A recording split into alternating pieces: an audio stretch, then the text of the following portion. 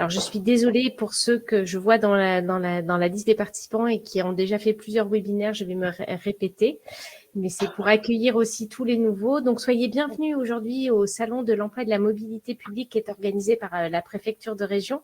Ça se fait avec l'aide des employeurs publics des 3 fonctions publiques, mais également aussi nos partenaires de l'emploi public. Aujourd'hui, c'est une journée en distanciel. Donc, comme je vous le disais, tous nos webinaires seront accessibles en replay sur le lien YouTube que vous trouvez ici sur la chaîne de la PFRH. Alors, il faut donner quelques jours pour qu'on ait le temps de télécharger et de créer la playlist 2025. Si vous voulez garder en mémoire ce lien, vous avez la possibilité ici en bas, la petite flèche grise à gauche, de télécharger ce support. Ça vous permet de garder ça en tête. Vous dire aussi que grâce à nos partenaires conseillers mobilité carrière des 3 fonctions publiques demain matin, en deuxième journée du salon, une matinée est organisée pour des entretiens pour accompagner des gens qui ont besoin d'aide sur leur lettre de motivation au CV ou sur leur projet professionnel. Donc, je souhaitais les remercier ici. Et vous avez également ici un tableau qui vous renseigne les salons qui se font en présentiel dans nos départements, toujours grâce au partenariat entre les 3 fonctions publiques et les acteurs de l'emploi public. Donc, par exemple, aujourd'hui, vous pouvez vous rendre, si vous êtes dans le Tarn-et-Garonne, au pavillon SAPAC, rencontrer les employeurs publics pour pouvoir échanger en direct avec eux. Et vous avez la liste et les dates des autres départements. Je vais ensuite passer la parole à nos intervenants, mais en toute fin de webinaire, j'aurai besoin d'un tout petit peu de patience de votre part. 5 petites questions via un sondage que je lancerai dans le fil de discussion pour que nous ayons quelques données statistiques qui nous permet aussi chaque année d'adapter ce qu'on peut vous proposer. Voilà, j'ai tout dit. Je ne vais pas être plus longue et je vais passer la parole à Gaëlle Duflo qui va vous présenter aussi ensuite tous les autres intervenants. Merci à vous d'être parmi nous aujourd'hui. Oui, bonjour à toutes et tous. Tout d'abord, moi, je voulais remercier la PFRH, voilà, qui nous a invités, qui nous donne l'opportunité de rendre visibles certains des métiers de l'éducation nationale. Je remercie également les ambassadeurs, ambassadrices métiers, voilà, qui ont accepté de venir partager leur expérience. Voilà, moi, je voulais vous expliquer que l'Académie Toulouse, donc c'est une des académies, des 30 académies, 30 académies de France. C'est une académie qui est très étendue, puisqu'elle représente 8 départements et elle compte plus de 54 000 personnels. Et tous ces personnels ne sont pas uniquement des enseignants. Voilà, nous avons beaucoup de métiers au sein de l'éducation nationale, des métiers qui sont vraiment essentiels au bon fonctionnement de nos établissements scolaires. Et rappeler que voilà, nous travaillons tous pour le même objectif, quel que soit le métier que nous exerçons, qui est la réussite de nos élèves, qui est la mission de l'éducation nationale. Parmi tous ces métiers, il y a des métiers de l'accompagnement, voilà, les métiers des accompagnants d'élèves en situation de handicap, les assistants d'éducation, les conseillers d'éducation. Il y a des métiers administratifs, secrétaire général de PLE, agent comptable, fondé de pouvoir, gestionnaire RH, également secrétaire de direction, voilà, un certain nombre de métiers administratifs, des métiers du sanitaire et social, des infirmiers, des infirmières, de l'éducation nationale, des assistants de service social, des médecins scolaires, des psychologues de l'éducation nationale. Et nous avons aussi de nombreux métiers du numérique, des développeurs, des data scientists, des ingénieurs d'application, enfin voilà, de très nombreux métiers aussi du numérique. Rejoindre l'éducation nationale, rejoindre l'académie, plusieurs dispositifs sont possibles. Il y a la voie des concours. Certains de nos concours sont encore actuellement ouverts à inscription. Donc voilà, je vous encourage, si vous êtes intéressé, à aller vérifier voilà, ces dates et à vous inscrire. Il y a aussi la possibilité de nous rejoindre par la voie contractuelle. Là, aujourd'hui, donc, notre process de recrutement passe par notre plateforme Rejoignez les métiers de l'éducation, du sport et de la recherche. Toutes nos offres de postes hors concours sont diffusées sur cette plateforme. Voilà. Donc là aussi, je vous invite vraiment à aller explorer cette plateforme et à comment dire, voilà, créer votre profil candidat et à candidater si les offres correspondent à votre recherche. Et nous tu pourras peut-être nous mettre le lien dans le fil de discussion après, Gaëlle, ton intervention. Voilà, merci beaucoup. Tout à fait, très bien, merci Maïla. Et puis un autre dispositif également qui est un dispositif spécifique pour le recrutement des bénéficiaires de l'obligation d'emploi. Voilà, donc là c'est un dispositif avec une campagne qui est ouverte en général vers le fin mars, début avril. Et donc là, pareil, tout est bien précisé sur le site de l'Académie de Toulouse. Donc n'hésitez pas à aller regarder voilà, également ce dispositif de recrutement. Donc, nous souhaitons vraiment présenter toute la diversité de nos métiers, de nos parcours et engager des personnes qui soit sont en sortie d'études, mais également qui souhaitent réfléchir à une reconversion professionnelle, qui n'hésitent pas à regarder voilà, tout ce que nous avons à offrir et nous accueillons bien sûr aussi toutes ces personnes en mobilité, interfonction publique et en reconversion professionnelle.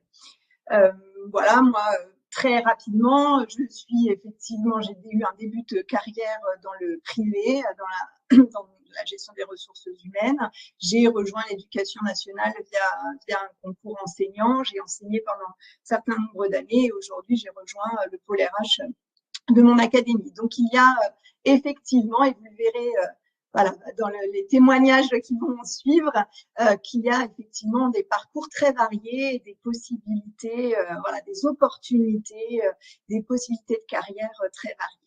Voilà, donc je vous remercie de votre écoute. Je vais laisser la parole donc à nos ambassadeurs et ambassadrices métiers. Je vais les laisser se présenter et voilà, qu'ils vont pouvoir vous en dire un peu plus sur leurs fonctions et leur parcours. Merci beaucoup de votre écoute. Alors, on va peut-être donner un ordre de passage aux gens. Je te laisse faire, Gaëlle. Oui, pardon. Donc, peut-être Monsieur Denamiel, on vous donne la parole. Donc, bonjour à tous. Donc, je suis Luc Denamiel. Je suis actuellement fondé de pouvoir au lycée des Arènes, au sein de l'agence comptable du lycée des Arènes, qui est un regroupement comptable de 7 établissements. Donc, ce poste de fondé de pouvoir, son nom est un peu laisse parfois quelques interrogations sur les missions d'un fondé de pouvoir. Donc, un fondé de pouvoir, c'est en premier lieu l'adjoint de l'agent comptable du lycée dans lequel je suis. Donc, c'est un poste comptable et mon rôle au sein de l'agence comptable, c'est d'être l'adjoint de l'agent comptable et d'avoir des missions en premier lieu, des missions qui sont comptables. Donc, j'insiste bien, fondé de pouvoir, en premier lieu, c'est un poste comptable, mais pas que. Donc, ma première mission, donc, quelle est-elle? C'est du suivi des comptes, des encaissements, des créances, du lycée sur le support, mais aussi des établissements rattachés, puisque on s'occupe de 6 établissements. C'est également la prise en charge des recettes, des dépenses, de toutes les écritures nécessaires pour arriver à la fin de l'année à élaborer le compte financier, qui est la synthèse d'une année de fonctionnement comptable d'un établissement. C'est également la prise en charge des écritures budgétaires des établissements qui sont rattachés. Donc, quand on dit établissements rattachés, ce sont des lycées et des collèges qui ont une équipe de direction mais dont le suivi comptable est assuré par l'agent comptable de l'agence comptable. Donc ça, c'est vraiment une première mission comptable. Deuxième mission, je dirais que c'est l'accueil, l'accompagnement, l'information des différents personnels, des secrétaires généraux avec qui on travaille très régulièrement, mais aussi des familles, des élèves, puisqu'on est dans un établissement scolaire. Donc, un établissement scolaire, c'est vivant. Il y a toujours des interactions importantes avec la communauté éducative, les enseignants, mais aussi beaucoup avec les élèves. Donc, cette deuxième mission demande très souvent une disponibilité assez importante, puisqu'on a toujours des élèves qui arrivent pendant les récréations, sur le midi 2. Donc, il faut être à leur écoute et à leur service. Ouais. Donc, et enfin, je dirais qu'il y a plusieurs missions, mais une troisième mission principale, c'est un rôle d'animation du mouvement comptable pour arriver à mettre en place de nouvelles procédures. Actuellement, il y a un gros changement au niveau des logiciels comptables avec la mise en place d'Opal, qui est une nouvelle application, un pro logiciel du ministère de l'Éducation nationale, mais pas que. Donc le déploiement est en cours, va se terminer l'année prochaine. Donc ce rôle d'accompagnement des établissements pour la mise en place de ce logiciel est actuellement très important. Voilà, donc c'est un poste avec des missions qui sont variées, très intéressantes à mon goût, au contact du public. Voilà, personnellement, on peut avoir deux visions différentes du fond des pouvoirs, c'est être dans un bureau plutôt de caricature, mais au fond du couloir et ne pas rencontrer de personnes, se contenter de missions purement comptables. Ce n'est pas ma vision de ce poste-là. Moi, je préfère être au contact de toute la communauté éducative et avoir mon bureau qui est ouvert pour les accompagner, les soutenir, mettre en place leurs projets, les aider à les réussir. Voilà, c'est plutôt ma vision du métier de fondé de pouvoir. Tout ça, bien sûr, sous le contrôle de l'agent comptable, secrétaire général de l'établissement. Donc voilà ce que je pouvais dire sur le métier de fondé de pouvoir. Voilà. Alors, pour continuer, je vais parler maintenant de mon parcours, qui n'est pas un parcours linéaire. Donc, puisque après des études scientifiques, donc après une maîtrise de sciences physiques et chimiques, j'ai souhaité devenir enseignant. Donc, j'ai préparé les concours pour devenir professeur de physique-chimie, chose que j'ai faite, et j'ai donc intégré la fonction publique d'État, le ministère de l'Éducation nationale, comme professeur certifié de physique-chimie. Après un certain nombre d'années d'enseignement et plusieurs établissements dans lesquels j'ai été affecté, donc d'abord en région parisienne, puis dans l'académie de Toulouse, et particulièrement au centre-ville de Toulouse, j'ai eu un questionnement sur la fin de ma carrière. Bon, là, c'est pas tout de suite quand même, hein, mais dans quelques années. Donc j'avais deux solutions, soit je restais dans le bel établissement dans lequel j'étais, soit je faisais un autre choix et j'essayais de me remettre en question et d'aborder une fin de carrière différente que dans un enseignement de physique-chimie. C'est vers ce choix que je me suis dirigé. Là, il y avait deux possibilités. Soit être personnel de direction, c'est une première possibilité, soit rejoindre un métier support en établissement scolaire. Bon, ma volonté était de rester vraiment dans un établissement scolaire, parce que j'aime la vie d'établissement, j'aime la variété des publics que l'on rencontre, et c'était vraiment un objectif, je voulais pas, je voulais rester dans un établissement scolaire. Donc j'ai choisi la deuxième solution, intégrer un métier support, et donc j'ai candidaté sur un dispositif qui m'a permis d'être détaché. Donc je suis actuellement détaché de mon poste d'enseignant et je suis dans le corps des attachés d'administration de l'État, voilà, comme attaché principal. Donc c'est dans ce cadre-là que je suis fondé de pouvoir.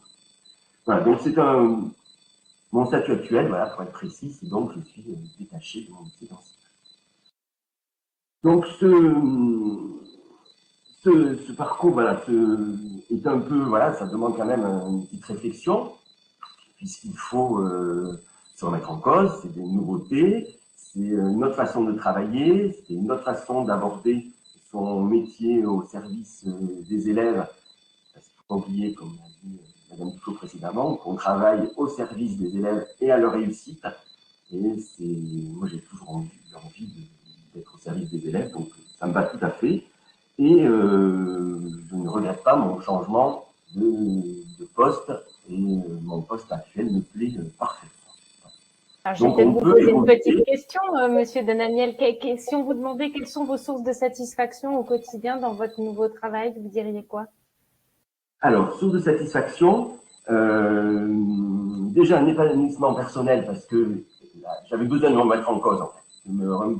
Donc, au niveau, la grande nouveauté, ça a été quand même de découvrir la comptabilité, la comptabilité, la technique comptable, on va dire. Puisque la connaissance de l'établissement, je l'avais, l'environnement, je l'avais. Donc ça m'a aidé aussi. Donc, satisfaction, c'est que j'ai pu m'approprier assez rapidement, je ne dirais pas tout, hein, mais il me reste encore des choses à voir, mais une technique comptable assez rapidement.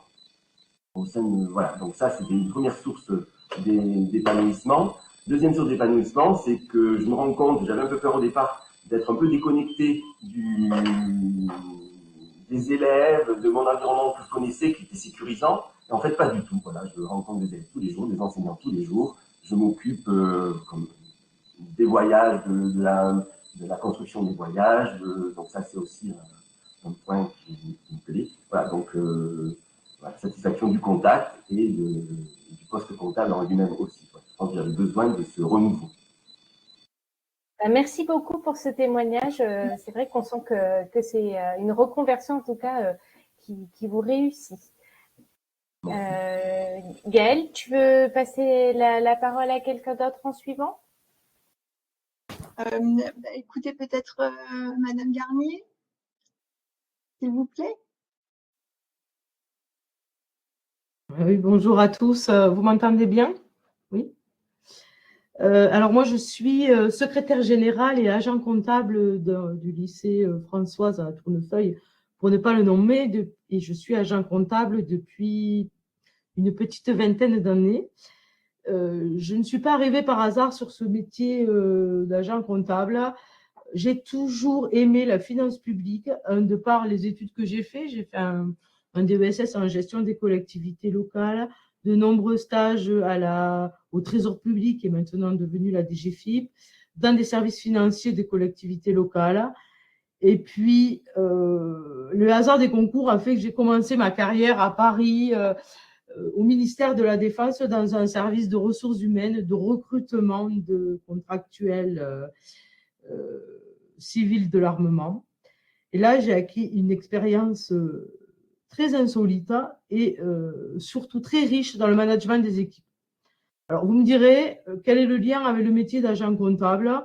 Eh bien, c'est un lien fondamental parce que la comptabilité, comme l'a précisé Monsieur Denamiel, c'est quelque chose qui peut paraître rébarbatif, peu intéressant.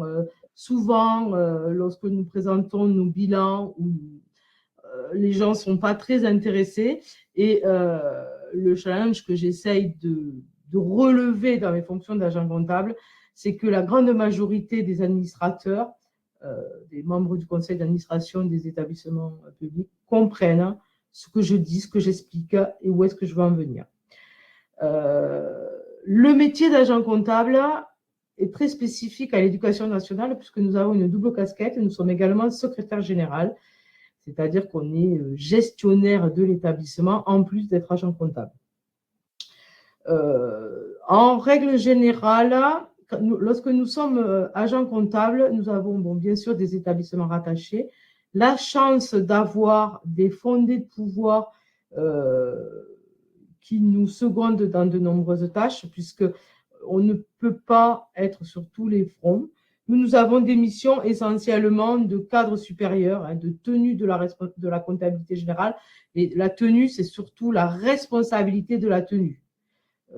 Il arrive que nous passions des écritures comptables puisque c'est important de connaître la technicité, mais nous sommes plus dans un rôle de pilotage, d'animation d'équipe, de définition d'objectifs, plus que dans du faire basique.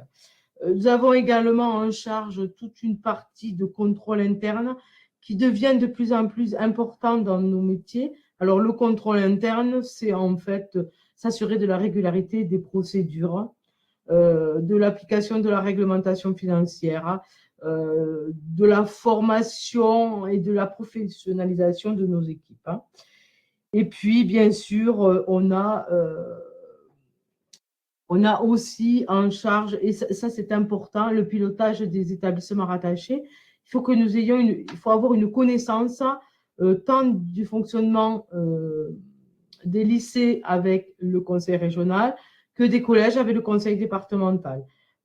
Là, par exemple, nous entrons dans une période d'élaboration des budgets des établissements rattachés. Il est important d'avoir les données et les instructions des collectivités de rattachement pour pouvoir guider, conseiller, puisque ça c'est un de nos rôles primordiaux, les ordonnateurs, à savoir les chefs d'établissement des établissements rattachés.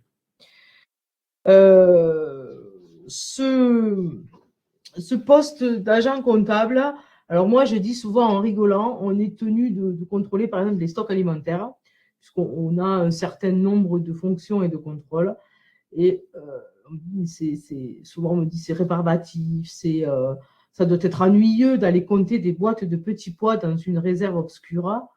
Non. Parce que à côté de ces tâches un petit peu d'inventaire, un petit peu de contrôle, on a quand même la chance de faire partie de la communauté éducative en étant sous ce statut un petit peu particulier dans les établissements. Nous sommes des comptables, mais des comptables actifs dans la pédagogie, puisqu'on est souvent amené à travailler avec des enseignants pour leur expliquer, par exemple, comment on monte un voyage, un budget de voyage. On accompagne, dans mon établissement, par exemple, nous avons un gros projet Erasmus, donc on voyage un peu au travers de nos élèves. Et il arrive que les élèves nous envoient des cartes postales lorsqu'ils sont en stage à l'étranger, parce qu'ils en ont vu certains dans mon bureau, donc ils se disent « Ah tiens, elle aime bien ça ». Ou alors ils ramènent des spécialités locales, des choses comme ça. Moi, ce qui manque ça fait depuis 2001 que je suis secrétaire générale et je suis agent comptable depuis 2003. Je n'ai jamais senti la lassitude de me dire « Oh là là, ce métier, il est répétitif. Tous les ans, on fait le budget, on fait la comptabilité, il faut faire les immobilisations, il faut faire les comptes financiers, il faut aller les présenter au CA. » Non, tous les ans, je reprends en septembre en me disant « Tiens, cette année, tu vas peut-être mettre l'accent sur ça. On va faire des projets là-dessus. Cette année, par exemple, c'est le contrôle interne comptable. » Donc, l'appellation n'est pas très, très enthousiaste, mais j'essaye de ramener un petit peu toute mon équipe, parce que j'ai quand même une équipe de 6 personnes autour de moi. Et la chance cette année d'avoir la nomination et la création d'un poste de fondé de pouvoir que je forme et dans lequel je mets beaucoup de comment dire, de projets, puisque j'ai envie que les jeunes prennent la relève. Je reçois également un nombre important de stagiaires IRA pour leur donner le goût du métier, parce que je trouve que c'est important de venir dans nos professions. Là, actuellement, je suis tutrice d'une nouvelle agente comptable dans un lycée en périphérie de Toulouse. Et j'étais hier dans son établissement. On a mis en place, parce qu'elle a été nommée le 1er novembre, on a mis en place les délégations pour les comptes trésor, pour qu'elle puisse payer, pour qu'elle puisse prendre la mesure de son poste. Je lui ai dit, je lui ai donné mon portable. Enfin, je suis tout le temps disponible. Je lui ai dit les week-ends compris. Parce que, alors, je ne fais pas peur, mais là, on est tenu de faire une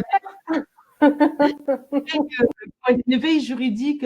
Et il est vrai que quelquefois, quand on est au bureau, qu'on est en train de travailler, on n'a pas trop le temps de lire le BO, de lire un article dans des journaux financiers ou même dans notre revue Intendance, qui est une source, une mine d'informations très riche, dans des sites que nos collègues mettent en ligne et auxquels nous adhérons, où nous avons des mines de renseignements. Et donc, du coup, il arrive que quelquefois, nous faisions ça les samedis pluvieux, au lieu de regarder la télévision où il n'y a pas grand-chose d'intéressant. nous prenons, Bon, on le sent, lecture. vous êtes passionné par votre métier. En tout cas, vous le faites bien sentir. Je dis toujours qu'on peut faire agent comptable dans des structures publiques, comme par exemple des maisons de retraite. Hein. C'est à peu près le même fonctionnement, hein. Mais ça manque de jeunesse, quoi. Ce dynamisme et cette joie de vivre, ce bruit, parce que nous vivons dans le... Alors là, on est mercredi après-midi, vous n'entendez rien parce qu'ils ne sont pas là, mais toute la journée, c'est ça, quoi. C'est du bruit, ça bouge, ça, voilà, ça motive énormément. On a l'impression qu'on ne vieillit pas en établissement scolaire. Merci beaucoup pour ce partage. Je suis désolée de vous couper un peu la parole, mais on a un temps limité. On a très envie d'entendre aussi les deux autres témoins. Merci, Madame Garnier. Je vous en prie. Merci beaucoup, Madame Garnier. Monsieur Gagny, est-ce que vous voulez bien prendre la parole pour compléter et voilà, parler de vos fonctions et de votre parcours, s'il vous plaît? Oui, bonjour. Donc, je suis Hicham Gagny. Je travaille en collège comme secrétaire général. Donc, je suis que secrétaire général, pas agent comptable. Donc, la distinction est importante aussi parce que voilà, il y a plusieurs métiers de l'éducation nationale. Voilà, je suis dans un collège de 840 élèves, Pêche-Beaunieu, donc c'est le bassin nord toulousain. Donc, je travaille comme secrétaire général. Je suis un des adjoints du chef d'établissement. Je m'occupe de la gestion administrative, financière, matérielle de l'établissement. Donc, c'est le budget, les achats, la restauration, l'entretien des locaux. Enfin, je fais pas la restauration et l'entretien des locaux, mais on pilote, hein, je précise. Je travaille aussi en lien avec le département, qui est la collectivité de rattachement pour le collège, et pour le lycée, c'est le conseil régional. Donc, dans nos métiers, même si on est fonctionnaire d'État, on est quand même en lien avec voilà, plusieurs acteurs, et la collectivité de rattachement, comme le disait ma collègue, est un acteur important. Et je supervise le personnel administratif et technique. Donc, le personnel administratif, c'est secrétariat d'intendance, mais aussi secrétariat de direction. Voilà. Après, on a des équipes plus resserrées quand même en collège. Mon rôle, si je devais simplifier, c'est que faire en sorte que tout fonctionne bien, hein. Aussi bien pour les élèves que pour les enseignants, pour que tout le monde travaille dans de bonnes conditions. Donc, je considère que notre métier, c'est un métier de facilitateur avant tout. On met voilà, de l'huile à les rouages, on permet que tout établissement fonctionne.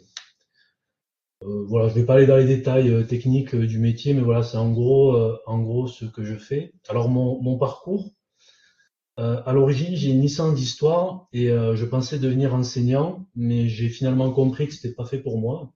Voilà, on peut rejoindre l'éducation nationale par d'autres voies. Donc je suis pas allé comme mon collègue jusqu'au bout de la carrière d'enseignant, mais voilà, j'ai pas passé le concours. Et ensuite, j'ai eu un parcours un peu varié, parfois un peu chaotique, hein. J'ai travaillé comme surveillant en collège, après j'ai travaillé un temps dans le secteur bancaire, donc dans le domaine privé. Voilà, j'ai même travaillé dans l'agroalimentaire, donc voilà, je me suis cherché un métier pendant quelques années. Et c'est à 30 ans que j'ai découvert les métiers de la fonction publique, un peu par hasard, parce que je ne connaissais pas vraiment. Et j'ai commencé en catégorie C comme agent des finances publiques. Voilà, donc ça a été le premier concours que j'ai passé. Et puis j'ai entendu parler du concours des IRA, donc j'ai tenté ce concours en externe.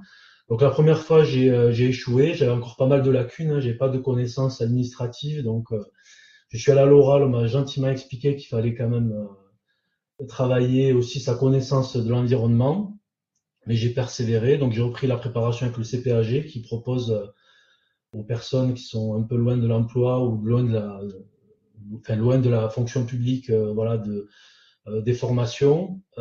J'ai travaillé à mi-temps comme assistant d'éducation et j'ai finalement réussi ce concours. Et pendant la formation à l'IRA, j'ai validé aussi un master, donc vraiment plus tard, ce qui est quand même intéressant parce qu'on peut toujours valider des diplômes même pendant une année de formation, l'État le permet. Et j'ai découvert le métier de secrétaire général de PLE, même si j'en ai eu un aperçu lors de mes années d'AED, mais un peu lointain. Le gestionnaire, ouais, c'était un peu, voilà, le bureau, on allait voir la personne, mais on savait pas trop ce qu'elle faisait, on savait que c'était important, mais voilà. Donc j'ai découvert ce métier lors de l'année de l'IRA, parce qu'il y a des stages, voilà, ma collègue accueille des stagiaires, moi j'étais accueilli aussi en agence comptable par une collègue, j'ai découvert ce métier. Donc je suis devenu attaché d'administration, et puis après je suis devenu attaché principal par le biais de l'examen professionnel.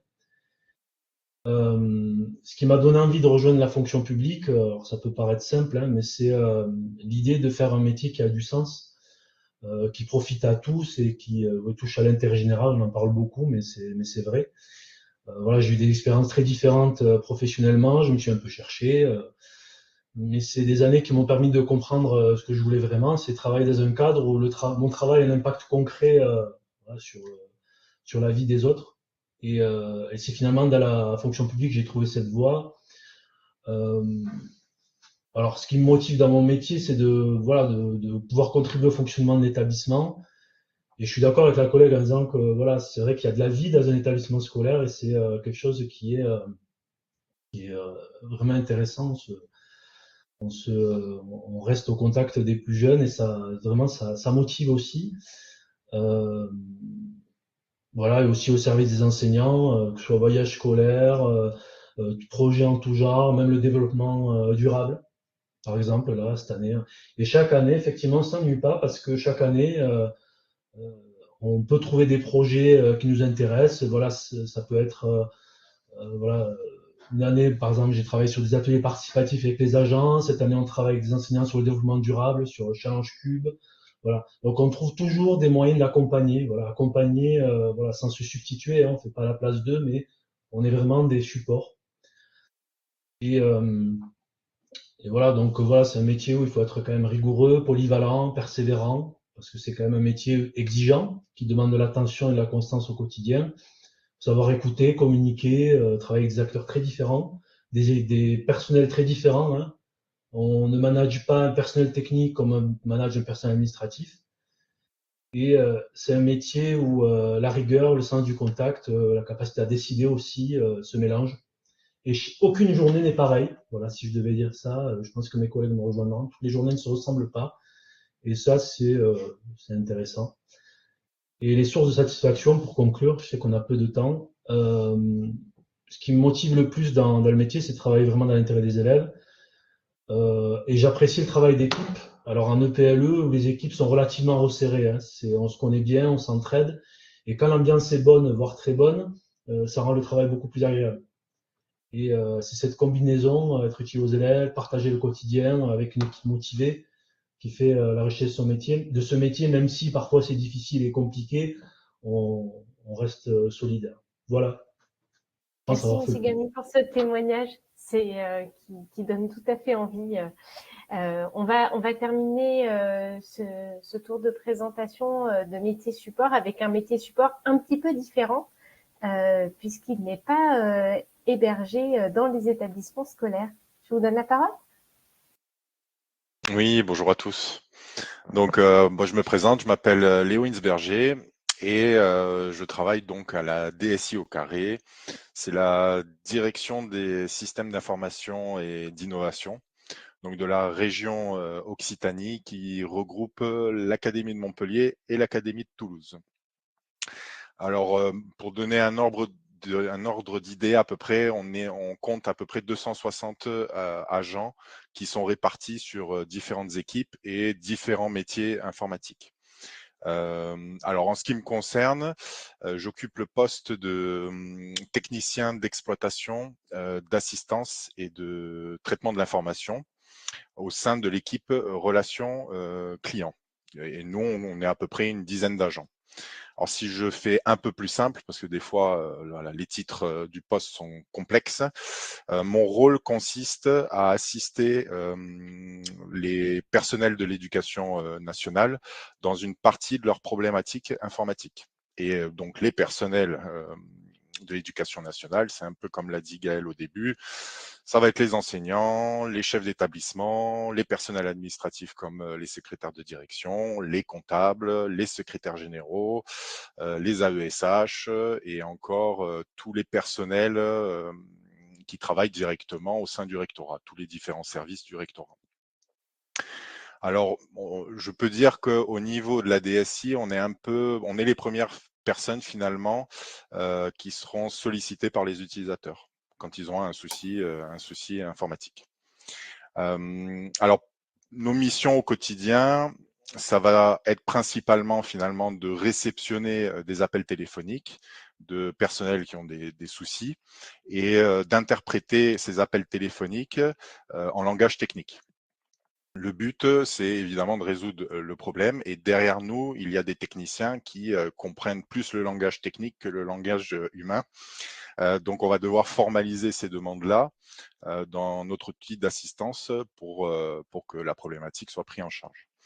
On va également quand même nous traiter directement des problèmes qui sont dans le cadre de nos compétences. Lorsque ces problématiques sortent de notre domaine de compétences, eh bien, il va tout simplement falloir analyser quand même les incidents, apporter un diagnostic et orienter ces problématiques vers le service compétent pour qu'il puisse, lui, trouver la source du problème. Ensuite, on va devoir communiquer les solutions aux utilisateurs, même si ça vient d'un autre service. Hein. Il faut pouvoir être capable de traduire du coup le langage technique et de pouvoir l'apporter dans des termes clairs et concis à l'utilisateur. Être alerte sur des problématiques plus générales. Lorsqu'il y a un incident général informatique, c'est à notre niveau qu'on se rend compte qu'il y a un souci et donc il faut pouvoir alerter de manière rapide le service concerné par la panne. Et enfin, ça aussi c'est quelque chose au quotidien. On suit régulièrement l'actualité des applications qui sont proposées pour essayer d'être toujours force de solution lorsqu'on nous appelle directement à la plateforme. C'est pas forcément évident parce qu'il y a beaucoup d'applications métiers. On en compte plus de 300 applications, donc on peut pas tout connaître par cœur. Et je commence justement à me former sur Opal, qui au début n'est pas facile à appréhender, sur un peu les options de base et tout simplement les problématiques de base qui peuvent se solutionner rapidement. On voit sourire les collègues. Opal, c'est un logiciel comptable peut-être? Absolument, Oui, tout à fait. Donc, pour exercer ces missions, il faut évidemment, je dirais qu'une des premières qualités, c'est l'écoute attentive, parce qu'on a vraiment différents profils qui vont nous contacter dans différents états d'esprit. Hein. Il peut y avoir des travails très urgents pour eux et ils se retrouvent coincés parce qu'ils ont un souci informatique, donc ils peuvent être stressés à ce moment-là, hein, parce que s'ils doivent rendre quelque chose dans 1 heure, ils doivent le rendre dans 1 heure. Donc l'important, c'est d'être capable de se mettre à leur niveau, de les comprendre, de les rassurer, voilà, pour que tout se passe bien. Et donc cette écoute attentive vraiment est nécessaire. Il faut également être clair et concis, hein, pouvoir parler clairement pour pouvoir tout simplement poser les bonnes questions et synthétiser les problématiques correctement. Ça va nous demander du coup aussi une certaine autonomie pour aller chercher des réponses, hein, s'il le faut immédiatement, et de pouvoir s'adapter aussi parce que justement ces situations sont tous les jours diverses et elles évoluent en fonction des problématiques qui peuvent arriver, quoi. C'est vraiment en 1 seconde, un problème général peut arriver et bon, qu'est-ce qu'on fait? Voilà, il faut être capable de se débrouiller et de trouver les bons interlocuteurs. Donc avant de vous parler de la raison qui m'a incité à rejoindre la fonction publique, je vais aussi vous raconter un peu mon parcours professionnel. Donc il est un peu différent, assez varié. Moi j'ai commencé, j'ai d'abord eu un bac à L'Oréal STI, donc sciences technologies industrielles, ça n'existe plus aujourd'hui je crois. Finalement je me suis pas du tout servi de ce diplôme. J'ai tout de suite travaillé moi dans le secteur de la restauration. Donc pendant quelques années où j'ai vraiment commencé en bas de l'échelle en tant que plongeur, puis serveur, puis barman, puis manager, jusqu'à cofonder un service de traiteur événementiel où j'ai exercé en tant que co-gérant pendant une quinzaine d'années. Alors j'ai vraiment adoré ce métier-là, mais ça s'est révélé très très exigeant en termes de rythme et de pression. Donc j'ai fait une reconversion, pas tout de suite dans la fonction publique. J'ai exercé comme ingénieur du son pendant 4 ans. Pareil, j'ai vraiment beaucoup aimé, mais je me suis rendu compte que c'était tout aussi intense que le traiteur. Hein. Vraiment, on compte pas ses heures, on bosse plus de 60 heures par semaine, pas de beaucoup de congés, etc. Du coup, ça m'a amené, pareil, à me poser des questions, à savoir qu'est-ce que je veux faire pour la suite. J'avais envie de trouver un meilleur équilibre entre ma vie professionnelle et ma vie personnelle. Donc finalement, c'est dans cette dynamique que je me suis orienté vers le secteur public, sachant que c'était aussi, je suis arrivé aussi ici un peu par hasard, une opportunité qui s'est offerte à moi. Et donc, avant de me décider, j'ai quand même réfléchi à pourquoi j'accepterais ce poste-là. Et c'est vrai qu'il y a plusieurs choses qui ont émergé. Alors, ils l'ont déjà tous cité, mais c'est vrai que c'est important. C'est vrai finalement, on met nos compétences au service de l'intérêt général, et c'est quand même un peu ce qui caractérise le fait de rejoindre la fonction publique. Hein. On est là pour un but commun qui est la réussite des élèves, mettre tous les personnels enseignants dans de bonnes conditions, etc. Et c'est quand même très motivant. C'est une source de satisfaction et de motivation. En plus de ça, bon, il n'y a pas que ça. Hein. Moi, je vous l'ai dit, c'était un besoin de trouver un équilibre entre ma vie professionnelle et ma vie personnelle. À la DSI, on a quand même des congés réguliers, et ça me change moi de ma vie dans le privé. On a 10 semaines de vacances, c'est juste incroyable quand même. Ça permet quand même, je trouve, de se ressourcer. Et de maintenir quand même une motivation, parce que finalement, on peut être à fond pendant 1 mois et demi, et puis on a des congés qui arrivent, ça permet de souffler, et puis on repart. Et voilà, à mes yeux, c'est pas la même chose que d'avoir que 4 semaines de vacances et faire 60-70 heures par semaine. Et quelque chose que j'ai découvert, c'est pas ce qui m'a motivé, mais que j'ai découvert une fois que j'ai intégré la DSI, c'est vraiment la qualité des relations humaines. Ça a vraiment changé mon quotidien, parce que j'ai découvert vraiment dans ce service une approche qui est plus bienveillante, qui est moins centrée sur la performance immédiate, en fait, que dans le secteur privé. Hein. Dans le secteur privé, il faut que ça aille très vite tout le temps, il n'y a pas le temps presque de dire bonjour. Là, voilà, ça fait du bien de trouver ça ici, quoi. Et j'allais oublier la stabilité de l'emploi quand même. Mine de rien, c'est pas rien aujourd'hui. Qu'on soit même contractuel ou titulaire, on a un job assuré, et c'est quand même assez rassurant. Voilà beaucoup. pour la partie motivation. Si vous voulez, je peux enchaîner sur les sources de satisfaction et j'ai terminé. Allez, allez-y. Ok. Alors, à mon niveau, ce qui me plaît le plus, vraiment, c'est de résoudre des problèmes. J'ai toujours adoré cliquer sur plein de boutons, de comprendre ce que telle action fait, etc. Donc, quand on y arrive, ça, c'est quand même très satisfaisant de remettre les choses dans le bon ordre.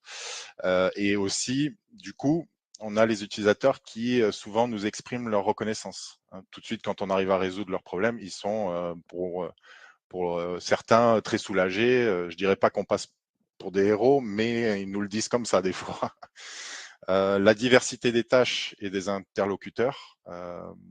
C'est vrai qu'on a beaucoup de choses à faire. On voit différentes personnes, même si nous, on n'est pas dans des établissements, donc ça va être plutôt les collègues au niveau technique, mais ça bouge énormément. Donc, on n'a pas vraiment l'impression d'être dans une routine, et ça, c'est plutôt agréable. Et je dirais une dernière chose, c'est qu'on a quand même pas mal de perspectives d'évolution. Moi, je suis à l'assistance, mais j'ai des possibilités. Si je veux un jour faire autre chose au niveau de la DSI, c'est tout à fait possible, que ce soit sur des métiers plus techniques ou des postes de management. Il y a énormément de formations qui sont proposées en interne, et du coup, il y en a pour tous les goûts et toutes les appétences. Donc ça, c'est aussi un point que je trouve très satisfaisant au niveau de la DSI. Voilà. Merci beaucoup pour ces témoignages et pour votre enthousiasme. Merci à tous d'avoir partagé un moment de votre quotidien de travail sur des métiers qu'on ne connaît pas toujours à l'éducation nationale. J'espère que ça aura suscité des envies. Gaëlle, je te remercie d'avoir pris le temps de répondre à toutes les questions de la discussion publique. Oui, je sens quelques frustrations, mais c'était compliqué de faire une présentation exhaustive Comme vous le disiez Gaëlle, l'éducation nationale est présente dans un très grand nombre de salons en présentiel. Donc, n'hésitez pas à vous rendre sur les salons, de visiter le site internet. Vous trouverez une grande ligne d'informations sur les différents métiers. On essaie de vous montrer voilà des métiers un peu méconnus pour vous inspirer et vous donner quelques envies de peut-être d'explorer certaines voies professionnelles auxquelles vous n'auriez pas pensé. Alors, je vois qu'il y a une question. Bon, c'est bien, c'est peut-être bien, oui, effectivement, d'avoir un échange direct pour des questions très précises, parce qu'il y a d'autres webinaires qui vont s'enchaîner. Et comme je vous l'ai dit, moi, je vais devoir vous faire un petit sondage. Alors, je vais lancer les questions. Si vous voulez bien répondre rapidement à 5 petites questions.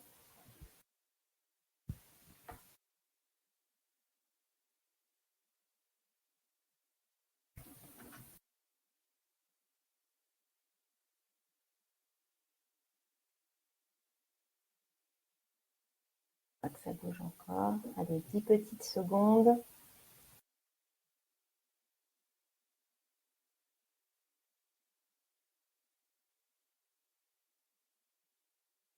Je vous remercie. Je vais lancer la deuxième question.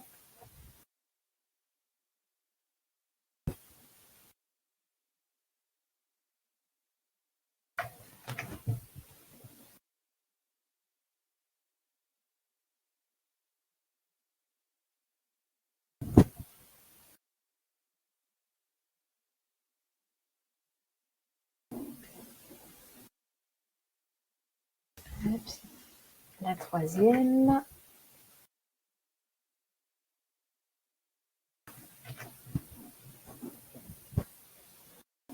Vous êtes de plus en plus rapide à répondre.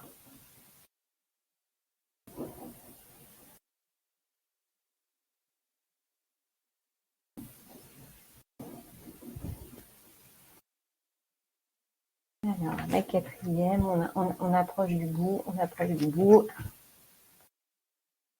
Un petit peu artisanal, mais ça nous permet d'avoir des renseignements précieux.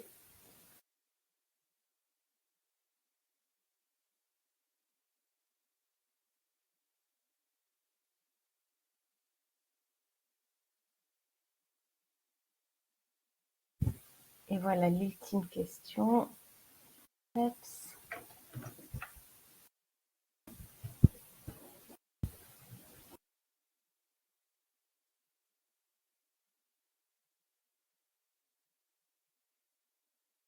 Je vois qu'il y a des gens qui n'ont pas trouvé réponse à leurs attentes en venant à ce webinaire et certains partiellement.